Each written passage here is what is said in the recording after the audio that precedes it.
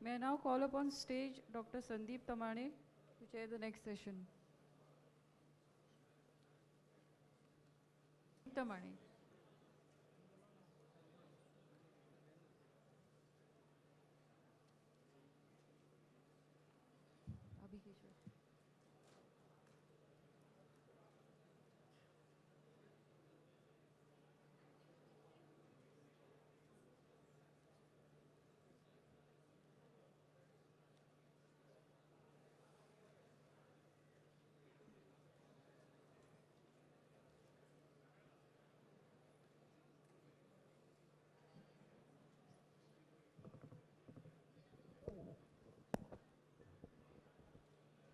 Good afternoon, friends. I now invite Dr. Melanie Davies to speak on early onset type 2 diabetes mellitus, challenges in the management, a very, very practical topic for all of us practicing physicians. Dr. Davies, please. So, dear Chairman, dear colleagues, it's a great privilege to be with you at this very impressive meeting and very well organised meeting. So over the next few minutes, my task is to talk to you about early onset type 2 diabetes, which is an increasing problem, I think, that many of us are seeing in our practice. So these are my disclosures. So what I'd like to do is talk in three areas. I really want to just highlight what we mean by early onset type 2 diabetes and convince you that anybody that develops type 2 diabetes actually under the age of 45 has worse outcomes than patients who present traditionally a bit later. I like to talk through the complications and comorbidities that we see, particularly in these populations, and highlight some of the treatment challenges. But what do we mean by diabetes in the young or early onset type 2 diabetes?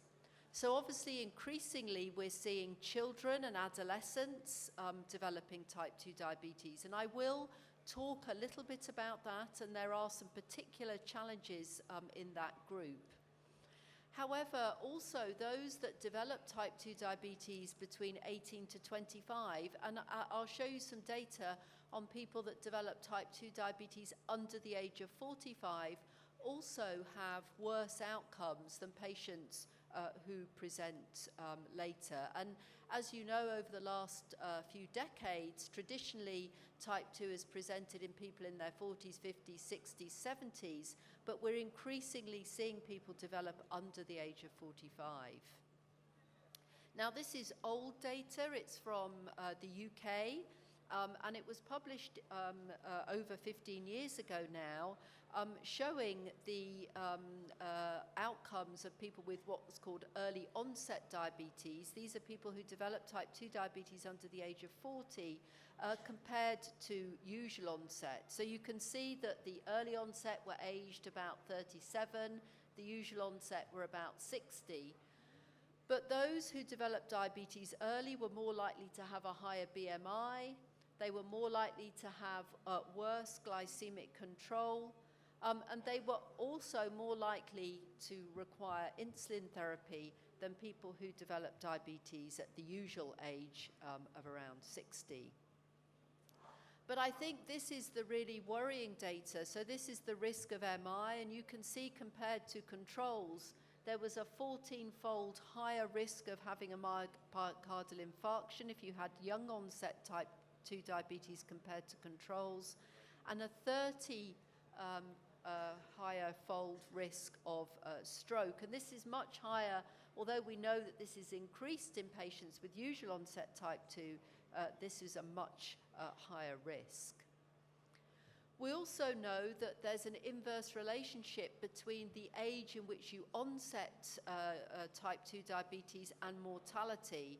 So if we compare to the mortality rates of people that develop in their 50s and 60s, you can see that your standardized mortality rate is doubled and nearly more than trebled if you develop type 2 diabetes earlier, and the earlier you develop it, the worse the standardized mortality rate is.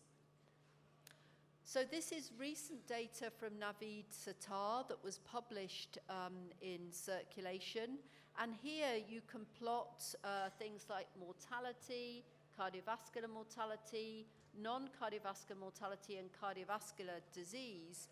And indeed, there's also in this publication looking at heart failure and other outcomes. And as you go from the older to the younger cohorts, you can see that the hazard rates of developing these complications always increased. And so this younger group certainly do worse.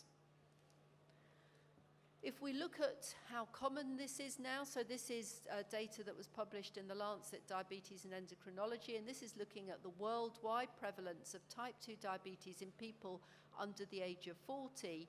And you can see as we go from 2003 to 2006 to 2013, that there are particular areas of the world where there's very significant increases. So we're Southeast Asia here, and particularly in the Western Pacific, but across the global populations, we're seeing significant increases in onset of type 2 diabetes in people under the age of 40. If we look at the younger cohort, the children, the youth, so-called youths, this is aged 10 to 19, you can see it's relatively stable when we look at type 1 diabetes. But if we look at type 2 diabetes, in all of the different populations across the globe, there are significant increases. And in some populations, there's really very alarming increase in children with type 2 diabetes. So what about the complications and the burden? And I think this is, quite alarming data. This is the deaths per 100,000 people with diabetes plotted in different age groups. And if you can see that actually deaths due to diabetes in these per 100,000 people with diabetes, over time, we've been doing quite well in the older age groups. And you can see that in the 45 to 60s as well, 64-year-olds, it's starting to come down. But if you look at the deaths in people between 0 and 44, actually, whilst there is a small decline, actually, though, it overtakes the older age groups. And so the burden of complications and the burden of excess death due to diabetes is actually increasing significantly in this group. So this is data from about 7 years ago now, because we think of type 1 diabetes as the serious diabetes where we're really concerned about our outcomes. But in this study, where they looked at a cohort age between 15 and 30, both of type 2 and of type 1, you can see that the outcomes for the young people with type 2 were worse than their type 1 counterparts. So in terms of stroke, a more than 7-fold increase. In terms of ischemic heart disease, 6 to 7-fold increase, and a doubling of mortality. So type 2 diabetes in early onset, and particularly in these younger patients, is bad news, and they do worse than patients with type 1 diabetes. So this is a case that came to my clinic some years ago now, but this was an 18-year-old girl who was found to have hyperglycemia incidentally. She didn't particularly have symptoms, but she checked her glucose on her mother's glucose monitor. Her mother had type 2 diabetes. The diagnosis was confirmed. There was no ketones, and her mother had developed type 2 diabetes at the age of 40, and she was referred up to our clinic. And when we saw her, she already had, she had acanthosis nigricans, which is a common manifestation in these younger type 2 patients. She was obese with a BMI of 42. She was, at the age of 18, hypertensive, and she also had polycystic ovary syndrome. So these are common comorbidities in these young type 2 patients. Most are obese. And virtually all of children and adolescents with type 2 diabetes are overweight or obese. About half of adolescents with type 2 diabetes are hypertensive at diagnosis, and that's 8 times more frequent than we find in our type 1s. Many, as I said, many of the women have polycystic ovary syndrome, and the majority, between a half to 3/4, will have acanthosis. Many of them have dyslipidemia, so over 40% have substantial dyslipidemia at diagnosis, and they have a typically quite atherogenic lipid profile with a low HDL, high cholesterol and LDL, but more dense LDL, particularly compared to, for example, patients with type 1 diabetes. What else did we find? So we confirmed the diagnosis. She had a raised fasting C-peptide. She had negative antibodies. She already had signs of probable fatty liver with a raised ALT. She had established microalbuminuria, had marked hyperlipidemia with a typical profile that I've just shown to you, and had quite poor glycemic control with an A1C of 10.4%. And I think just to share what does the literature show in these patients, and compared to patients with type 1 diabetes, you're much more likely to have microalbuminuria despite a lower duration of diabetes. And in the data from the TODAY trial, which is an excellent study at looking at the burden of type 2 diabetes in these in children and adolescents, there was a significant increase in microalbuminuria when these young people were followed over time.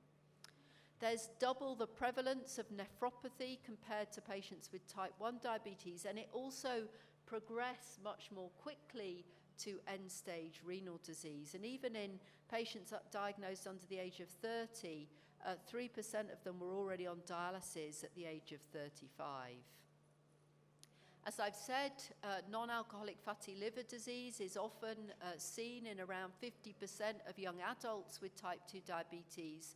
And again, this may progress to fibrosis, cirrhosis as well. And so this is another area that we need to incorporate into our routine screening of these patients. So this group appear to develop the microvascular complications much more quickly than their type 1 counterparts, with alarming rates of foot and renal disease in many series. So we had an ongoing research trial at this time where we were trying to understand the burden of complications in these patients much more clearly. And so we interviewed this patient, we did some qualitative research. She also had a cardiac MR, and we also found her to be significantly vitamin D deficient. So just in terms of psychological and cognitive impairment, many of these patients have neuropsychiatric disorders at presentation. When we did a case note review of our 18 to 35-year-olds, nearly 20% were depressed, and 1 in 10 had evidence in their medical notes that they tried to self-harm. There's also emerging evidence of reduced cognitive function in these young people, particularly in adolescents with type 2 diabetes, with abnormalities shown on MRI. 2/3 have severe diabetes-related distress. They often suffer from stigma, high rates of depression, and lower quality of life. So this is some of the cardiac data. So we compared our type 2s to lean controls and also obese controls. And you can see, compared to the obese, there were many differences, apart from in the marker of diastolic dysfunction. So these 20 young type 2 patients that we'd recruited did not have any symptoms and were not known to have pre-existing cardiovascular disease. And yet on MR, there were these early signs of diastolic, subclinical diastolic dysfunction, which is of concern because this was despite quite short disease duration. It was independent of obesity, and it's, as you know, one of the earliest manifestations of diabetic cardiomyopathy. So we know from the data in diastolic dysfunction that it can impair quality of life, reduce exercise tolerance, and there's a risk of overt heart failure of over 1/3 over 5 years. And we know also from the literature that there are possible benefits from a number of therapies, including we're waiting for data around the SGLT2s. We've seen it in reduced ejection fraction heart failure. We don't know what will happen in diastolic dysfunction. So we need to think about when we screen for complications looking more widely in these younger onset patients, thinking about non-alcoholic fatty liver disease, vitamin D deficiency, and also earlier cardiovascular manifestations. So what does international consensus and guidance tell us about management? And actually, it does tell us that we need to be identifying these patients early, looking for complications, and intervening in a multifactorial way to reduce complications, particularly in specialist centres. So this is some of the data published from the Jade Cohort, which includes a significant group from India. You can see Hong Kong, China, the Philippines, number of countries across the region. And in the pink is the patients under the age of 40, and the blue is the patients over the age of 40. And you can see when it comes to getting A1C to target, we don't do so well in even getting half the patients to target in all of the groups, but you can see that the young onset patients tend to do worse. So just in terms of process and achieving glycemic control, they don't do so well. For glucose management, NICE guidelines in the UK talks about the lack of licensed treatment for the management, particularly of children with type 2 diabetes, and we're very limited insulin and metformin. And this shows also even the issue that we have with progression in these patients. So this is from today. This is in children aged between 10 and 17. And you can see that they looked at metformin and a TZD, and metformin and lifestyle. But what you can see is quite alarming rates, really across the groups, of time to failure. So these young people get accelerated beta cell decline. Metformin was inadequate in half, and the median time to failure was less than a year. And there was minimal added benefit of lifestyle intervention. I'm not saying that lifestyle intervention isn't really important in these patients for other reasons, but in terms of protecting the beta cell, these patients really had worse outcomes. So diabetes in youth is a much more aggressive disease. There's much more rapid beta cell decline, and this has been also shown in these cohorts from the RISE program, where they showed that the beta cells were hyper-responsive, but then progressively deteriorated much more rapidly, and particularly in the pediatric study. So what do we know about the therapies for glycemic control? We know that metformin is safe, although the studies are very small. We've had a study with glimepiride versus metformin in children with a mean age of 14 years that showed relatively good safety, but as we know with SUs, more weight gain, hypoglycemia in this group. And disappointingly, there are very few, there are ongoing trials in children, but there are very few licensed treatments of the SGLT2s, GLP-1s, DPP-4s in children. And what I would also suggest is that, and I'll just show you one of them. So this is with liraglutide. This was published in the New England Journal of Medicine. This is one of the first studies of a GLP-1 in children.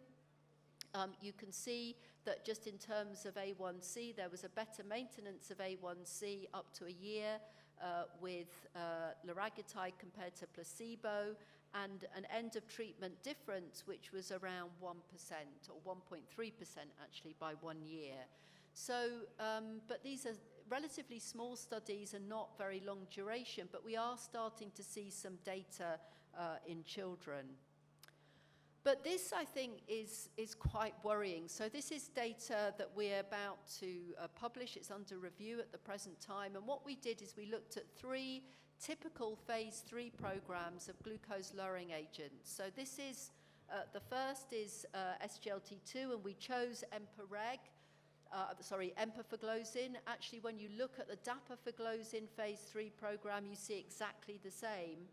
And these were people, we wanted to look at the percentage of people aged between 18 and 39. So these drugs are licensed in that group, And these are phase 3 programs, and they should be representative of the whole population, but you can see that you barely have very many patients. So often less than 5% of patients are under the age of 40. It's the same for the GLP-1s. This is the liraglutide program, and also in terms of the DPP-4 inhibitors, and this is sitagliptin. So you can see here there's one study where 13%, but the most of them are very small. So actually, if you look for the cardiorenal outcome trials, it's even worse. So we've got all these studies telling us about cardiovascular and renal protection, but less than 1% of all of these trials were in people aged between 18 and 39.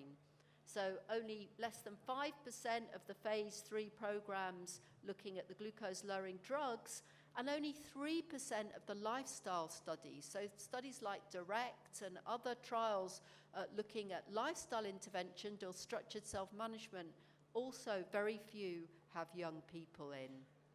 So I would advise you that this is a challenge. It's an extreme phenotype driven by obesity, physical inactivity, with strong multi-generational family history of diabetes, often in patients of black and minority ethnic groups. Certainly in the high-income countries, these patients are often in the low socioeconomic status. There's a poor evidence base for management, associated comorbidities, and they're less likely to access care. And I would tell you that we need to address how we manage this differently. Of course, we need to build it around the diabetes specialist team, but with psychological and support and counselling, activity, dietitians, the primary care team, pharmacists, care coordinators, but also how we plan and how we live in schools and in the environment, and how we move around our cities is going to be important if we're going to impact on this growing problem in the future.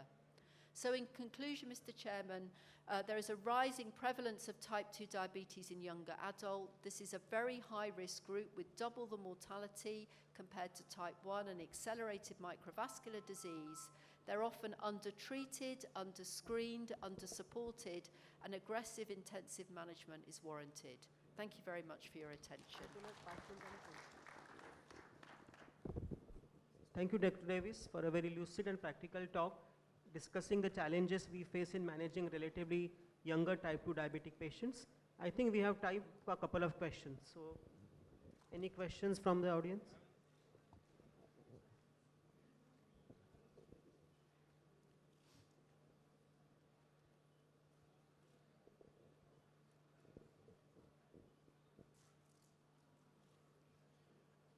So I've never seen such a shy Indian audience before.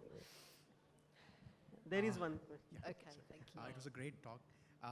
And this is an area which is now emerging to be a big issue throughout the world.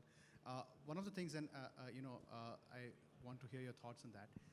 The change in circadian rhythm is now a very important thing, and now you have younger people in India working in call centers which basically give back-end support to companies in the West. And we often see the place I used to work earlier was very close to a big hub of these call centers which are around.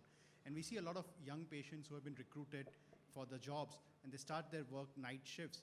And after a year or two, their entire they start gaining weight, and that is when they are often diagnosed to have diabetes mellitus. And the same thing in children now, younger teenagers, because parenting strategies have changed a lot now. These children are, wake up, stay awake for a longer period of time in the night, maybe watching Netflix or maybe playing on their, mobile phones. So we often observe that, whenever they are often diagnosed with diabetes mellitus type 2, they often have a history, which goes back to a change in circadian rhythm, changing the diet and eating pattern, especially in terms of sleep over the past few months or years. So what's your take on the importance of circadian rhythm in this? Yeah, so that's a great question, and I didn't have time to go through it, but we're doing a study looking at chronotype. So, and there is already data showing that late chronotype, i.e. people that stay up very late, have worse cardiometabolic profiles. And I think also that's probably mixed with sedentary behaviour. So if you're in a call centre, often you're sitting as well. So I think you've really got to a really important point that the way that we live our lives in modern times where we're sitting at computer desks, we're not moving, and sedentary time, independent of other physical activity, is associated with a higher chance of getting diabetes and worse outcomes, and late chronotype as well. So I think that, as I tried to allude in one of those slides, the environment that we're creating, we need to get people to move, stand up, break sedentary time. We need to have better sleep hygiene and sleeping habits. And I think that's going to be critical because it plays an important part in this, in what we're seeing. Thank you. Thank you. It was an excellent talk. I've been your student, though indirectly, through the correspondence course. So, and having been interacted with you so many times, I wanted to ask you about the GLP-1 data we have, because most of the patients who come to me, maybe they have type 2 diabetes, but the drugs which we are giving not be helping them, and the data is limited. So do you advocate using GLP-1 as far as those patients are concerned, although the data is limited? Yeah, so I mean, certainly in the over 18 and overs, even though there's not a huge number of patients in those studies, I think they're an excellent choice. I mean, we obviously need to be careful of pre-pregnant women that of reproductive age because we don't have any data in that group. The ELLIPSE data is to support licensed indication for liraglutide in children, and I'm sure that will come soon. And as you know, liraglutide is a good GLP-1, but we've got even, I think, better ones now in terms of weekly GLP-1s like semaglutide and dulaglutide, which in a younger population where you're trying to improve compliance and maximize weight loss, but those studies haven't come through yet. So the liraglutide is the first, and at least I think that's reassuring in terms of safety. And you've seen, I showed you the A1C data, which I think after a year is reasonable. So I'm sure that GLP-1s, as the trials come through, will be more and more used in this group because their profile, and I think, you know, data with SGLT2s will be interesting as well.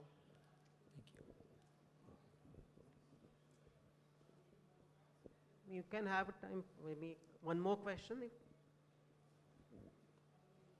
Thank you so much for the lucid talk, ma'am. So in young type 2 diabetes or early onset type 2 diabetes, what do you think are the predictors of the complications which we are seeing, like micro and microvascular complications? Thank you. Yeah, so I mean, I think what I've shown you is that we have to be concerned about both. The micro, I didn't have time to show you the neuropathy data, but there is increase in neuropathy. The renal complications, I think, are really concerning, and it means that we need to be screening right from diagnosis. And therefore, treatments like SGLT2 inhibitors in the future in this group may be of real interest because of the renal protection. But also, I think that we're going to see macrovascular complications much earlier, and we need to be thinking about how we screen, particularly, I think, for early diastolic dysfunctions in this group, probably earlier than we are now. Thank you. Thank you, Dr. Davies, and I think we close the session and move on to the next.